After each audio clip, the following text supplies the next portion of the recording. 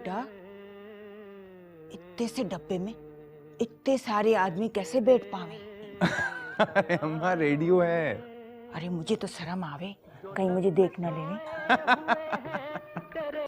अल्लाह जानता है, बेटा बेटी के मामले में मैं सिर्फ मोहब्बत पर यकीन रखूं हूँ, और मैं आपको यकीन दिलाती हूँ आपकी बेटी को हमारे घर में इतनी मोहब्बत मिलेगी, किसी तकलीफ की भी जरूरत नहीं होगी। P low.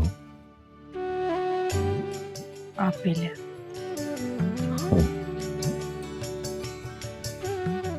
पी चुका।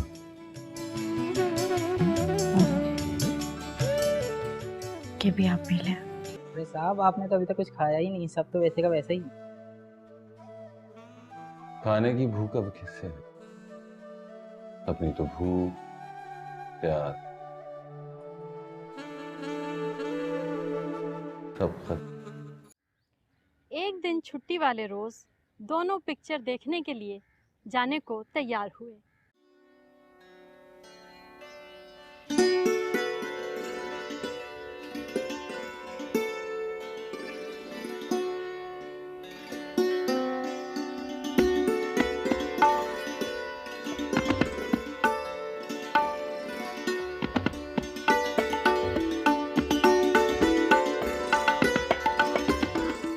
खुदा की कसम गुलबानो, मैं बहुत खुश नसीब हूं कि तुम मेरी भी। तुम तो हो, मगर मैं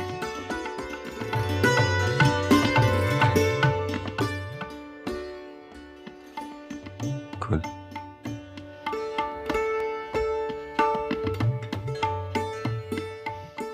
वाकई तुम्हारे साथ ज्यादती हुई। एक हूर लंगूर की गोद में कैसे सज सकती है?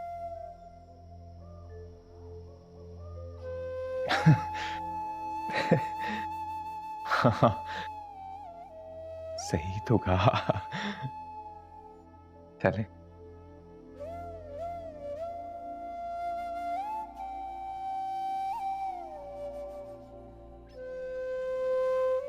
सिराज ने एकदम अपने आप को संभाला। आज पिक्चर की बात गुल की तरफ से उठी थी और सिराज नहीं चाहता था कि रंग में भंग डालकर गुल की सारी खुशी किरकिरी कर दे। दोनों पिक्चर देखकर वापस भी आ गए, लेकिन सिराज के दिल पर ऐसा कारी तीर बैठा था कि वो हंस ना सका। जब्त ने सरदर्द की शक्ल इख्तियार कर ली और रात को सनसना कर बुखार चढ़ गया। एक दिन गुजरा, दूसरा दिन गुजरा। जब तीसरे दिन भी बुखार कम ना हुआ तो गुलबानो डॉक्टर को बुलाने चल दी। डिस्पेंसरी में मरीजों की धूम मची हुई थी, मगर डॉक्टर की नजरें आप ही आप उस जानिब उठ गईं जिधर से एक लड़की काहे को एक नागन चली आ रही थी। लचकती साड़ी, लचकता पैकर, लचकती चाल। डिस्पेंसरी में तो जैसे भौचाल आ गया। डॉक्टर ने बड़ी शफीक और मेहरबान मुस्कुराहट के साथ पूछा, जी कहिए, मैं आपकी क्या खिदमत कर सकता हूँ? मेरी खिदमत नहीं, मेरे शौहर की कर दें, आपकी बहुत मेहरबानी होगी। क्या हुआ उन्हें? 3 दिन से बुखार है, टूटता ही नहीं। लेकिन यहाँ तो इतना हजूम है, न जाने आपको कब छुटकारा मिले। कोई बात नहीं, इनसे तो मैं बाद में निपट लूंगा, लेकिन आप मुझे जरूरत से ज्यादा परेशान लग रही हैं।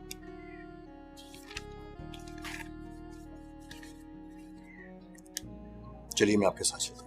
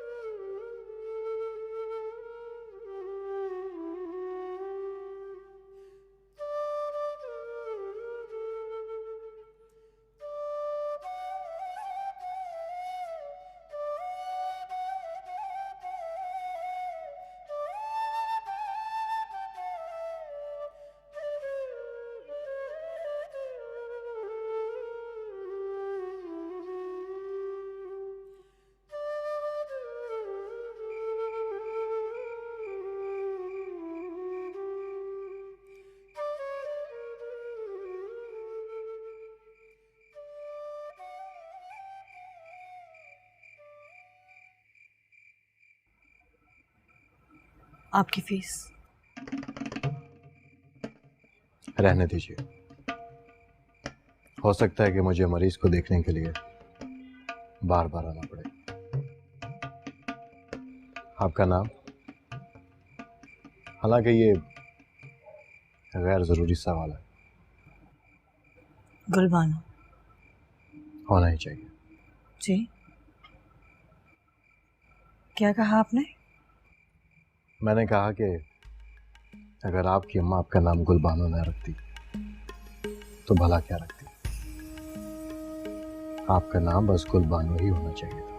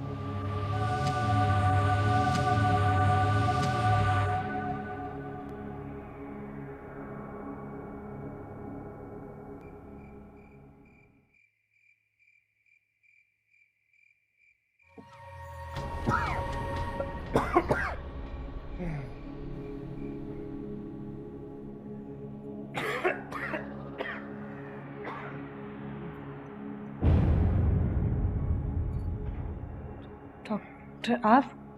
जी, डॉक्टरों को जितनी मरीज की फिक्र होती उतनी शायद तीमारदार को भी नहीं होती। क्या ख्याल है आपका?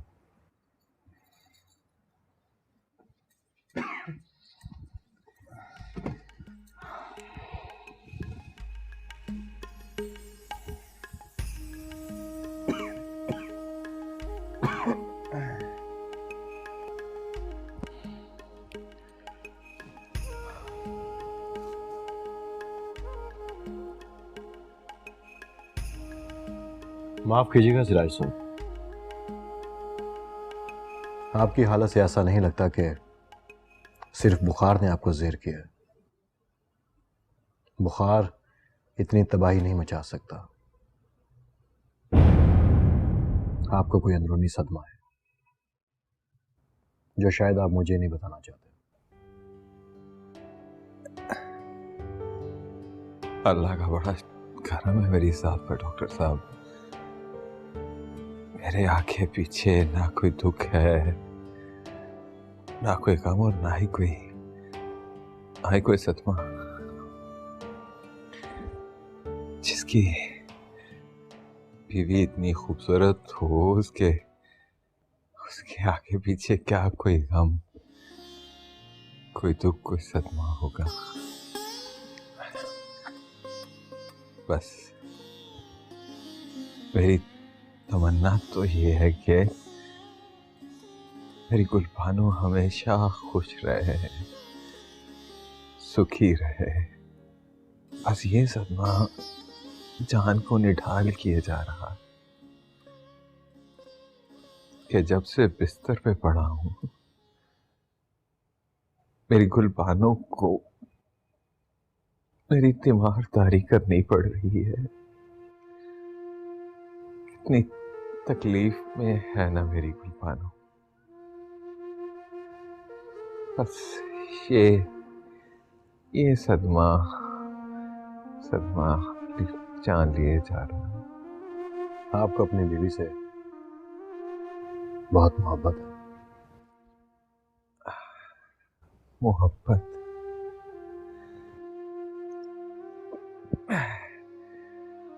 अरे डॉक्टर साहब, मैं तो अपनी गुलबानो के लिए जान तक दे सकता।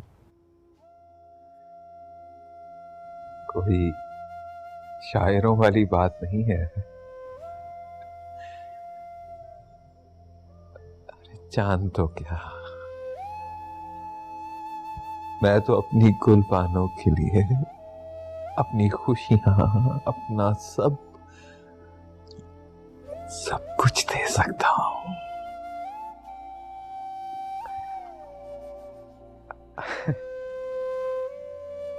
जिसकी बीवी इतनी प्यारी हो, इतनी खूबसूरत हो, इतना एहसास करने वाली हो कि मुझ जैसे के साथ रहकर भी खुश रहे, उसे और कुछ नहीं चाहिए डॉक्टर साहब। हाँ, सच तो है। आप वाकई बड़े खुशनसीब हैं सिराज साहब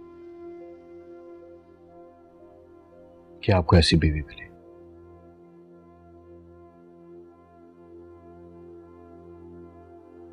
हमारे मुआशरे में अमूमन मर्द खुशनसीब होता है कि उसे अच्छी से अच्छी और हसीन बीवी मिल जाती है, जबकि औरत के सिलसिले में यह कहकर टाल दिया जाता है कि मर्द को देखने की क्या जरूरत है, उसकी पर्सनालिटी, सीरत, सूरत कुछ नहीं देखा जाता, इसलिए कि वो मर्द है।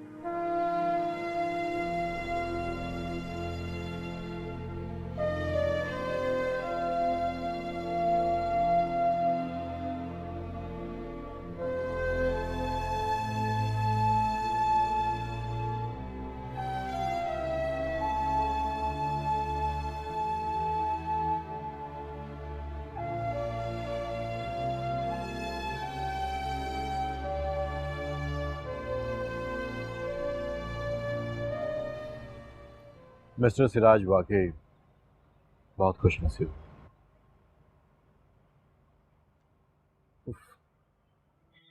एक तो आप इस कदर कम सुखन हैं। आपसे मेरी मुख्तसर सी मुलाकात है, लेकिन इतना तो मैं जान गया कि आप अपनी जबान से बहुत ही कम काम लेते हैं। आपने मिस्टर सिराज से कितनी बातें की? 2, 4 या की नहीं? असल में मेरा उनसे दिल मिला ही नहीं है। हाँ, बकौल आपके कि मर्द की सूरत और पर्सनालिटी कहाँ देखी जाती है। पयाम आया और शादी हो गई, क्योंकि सिराज की तनख्वाह 300 रुपए थी। खैर, इससे कोई फर्क नहीं पड़ता। अब मेरी आमदन 3000 रुपए है, लेकिन मैं तब तक अपनी होने वाली बीवी से शादी नहीं करूंगा जब तक मुझे उसकी पसंद ना पता चल जाए कि वो मुझे पसंद करती है या नहीं। मतलब आप गैर शादीशुदा हैं? क्यों? मैं आपको इतना मोहम्मद लगता हूँ क्या? खैर, सिराज भी कोई यंग नहीं लगते। काश एक आध बार आप बीमार हुई, एक आध बार आप मेरी डिस्पेंसरी आई होती। तो उससे क्या फर्क पड़ता?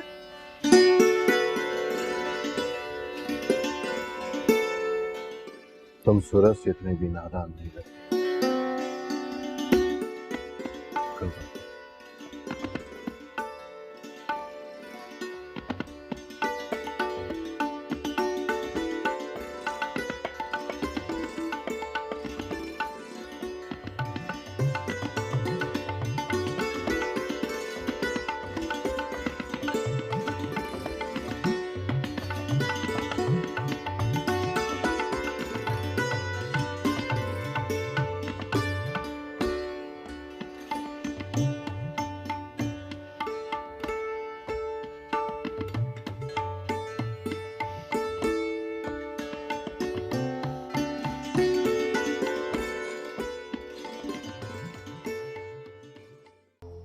गम इस बात का है कि अगर वो तुझे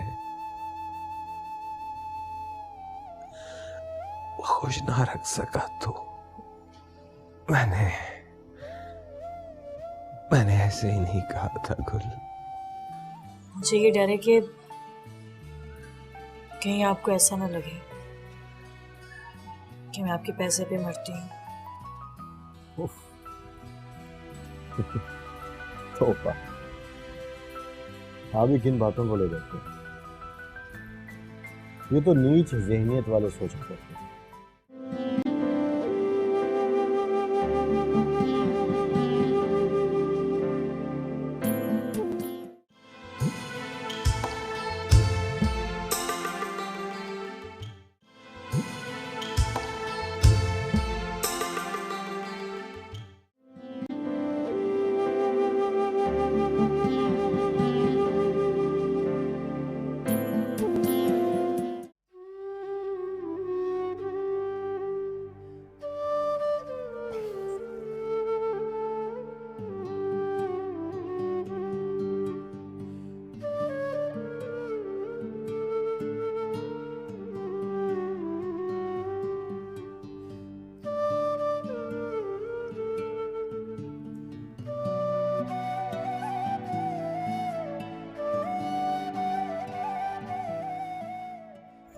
दवा पी लो।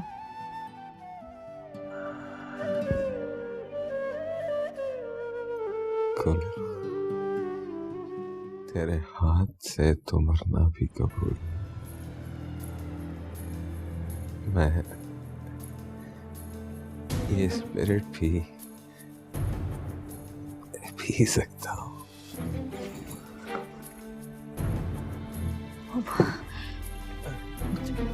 मुझे माफ कर दो। मैं दूसरी दवा बना के देती हूँ। तुम्हारी खुशी की खातिर मैं तुम्हें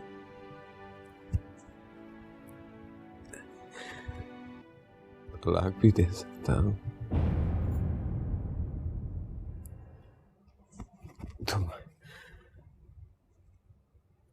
तुम डॉक्टर से शादी कर लो। तुम उसे पसंद करती हो ना? सिराज, ये तुम क्या कह रहे हो? गुल, सिर्फ एक नजर मोहब्बत की काफी होती है।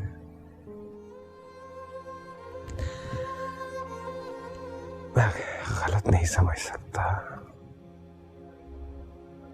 हाँ, गलत नहीं समझ सकता। सिर्फ गम इस बात का है कि अगर वो तुझे खुश ना रख सका तो मैंने ऐसे ही नहीं कहा था गुल कि तेरी खुशी की खातिर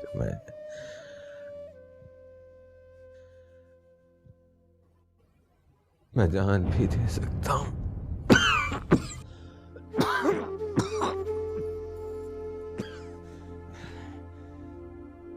अपना सब कुछ, अपनी खुशी, अपनी जिंदगी भी, और तो मेरी जिंदगी ही तो है गुल। खूब बदले लो, खूब बदले। आखिर मैंने तुम्हारा बिगाड़ा क्या?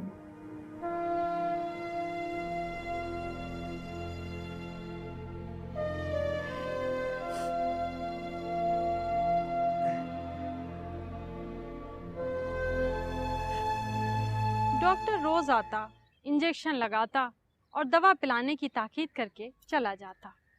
सिराज की तबीयत संभलने लगी। डॉक्टर के हाथ में वाकई शिफा थी, वरना सिराज तो खुद ये समझने लगा था कि तबीयत संभलने में काफ़ी दिन लग जाएंगे।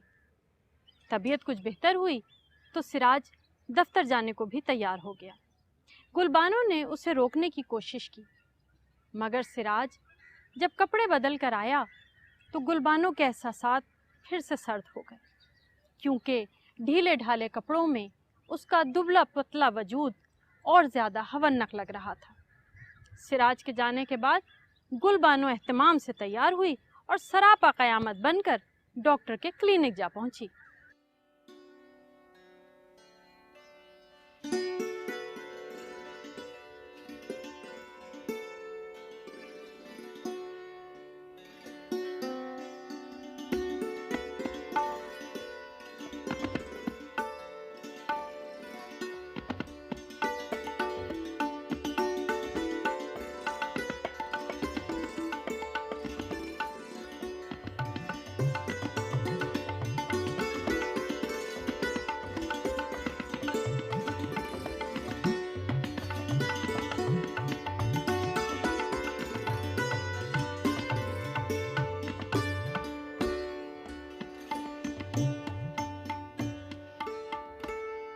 जी, तो कहिए आपके मरीज का क्या हाल? वो तो अच्छे हैं। आपका जुमला कतई अधूरा है। मेरा जुमला कतई अधूरा नहीं है। वैसे जुमले का क्या है? मेरी तो जिंदगी ही अधूरी है। वैसे अब आपको 1 7 रुपए लेने में कोई एतराज तो नहीं? आपकी फीस कितनी होगी? अरे रहने दीजिए, मैं कौन सा भागा जाता हूँ। और अगर मैं ही भाग गई तो?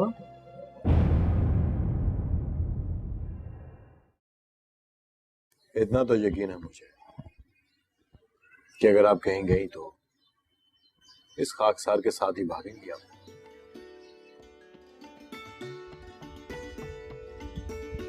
बुरा लगा?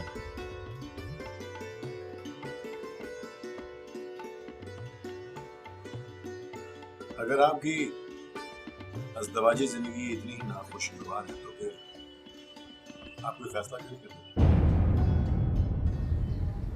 मिस्टर सिराज आपको तलाक देने पर रज़ामंद है?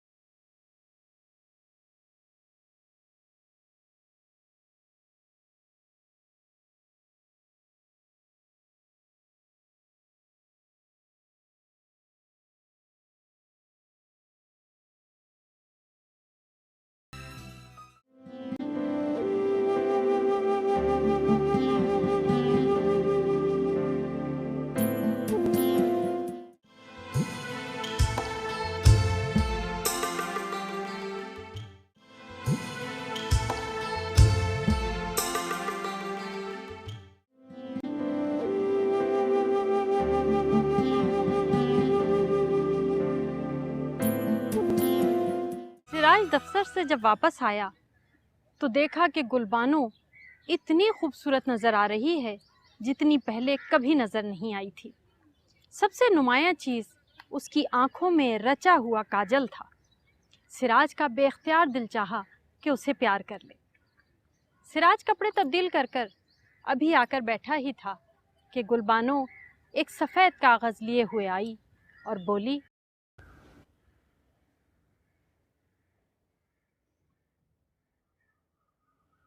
सिराज,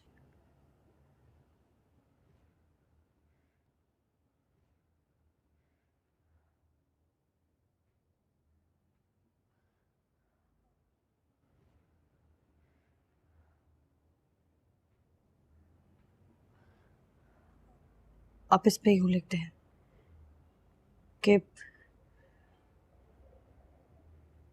कि मैंने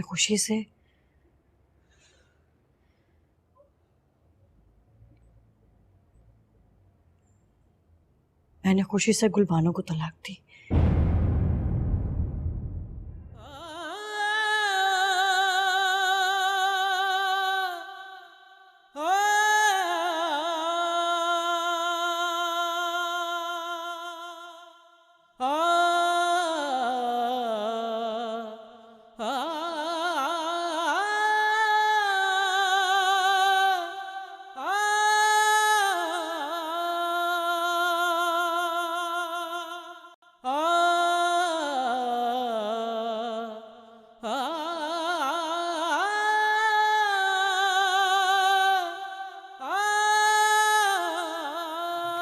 मैं सिराज अहमद अपनी बीवी गुलबानो को तलाक देता हूं।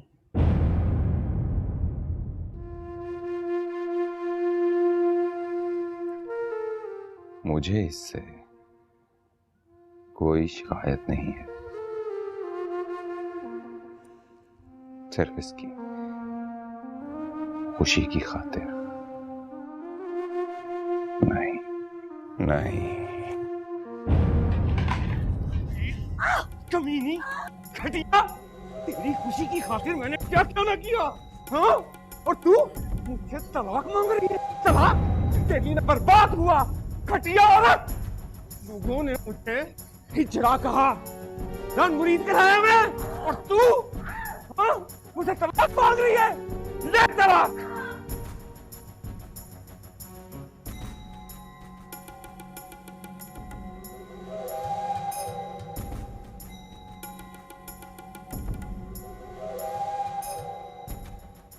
जब मारते मारते सिराज का दम उलट गया, हाथ पांव बेदम हो गए, तो वो पलटा और धम से कुर्सी पर गिर गया।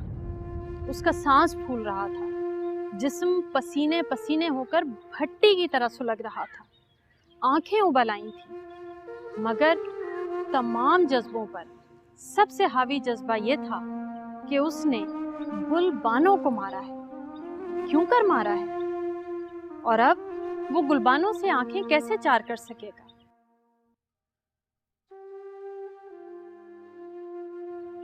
उसकी पीठ गुलबानो की तरफ थी और ये बहुत अच्छा था, लेकिन फिर भी गुलबानो की कराहें, दबी दबी सिसकियां और आंसू साफ करने के साथ नाक सुड़कने की आवाज जैसे उसके कानों में सचमुच का जलता तेल उंडेल रही थी।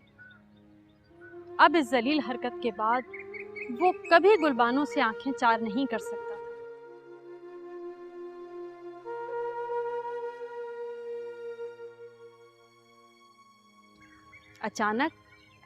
अचानक सिराज को लगा जैसे उसके पैरों को किसी ठंडी चीज ने अपनी गिरफ्त में ले लिया। उसने चौंक कर देखा तो गुलबानो उसके पैरों में बैठी थी, ज़ारो कतार रो रही थी और रो रो कर कह रही थी, मुझे क्या पता था कि तुम इस कदर मुझसे गहरी मोहब्बत करते हो। तुमने आज से पहले इस मोहब्बत का इजहार तो ना किया था। अगर मुझे पता होता कि तुम इस कदर मुझे चाहते हो तो काहे को मैं भटकती।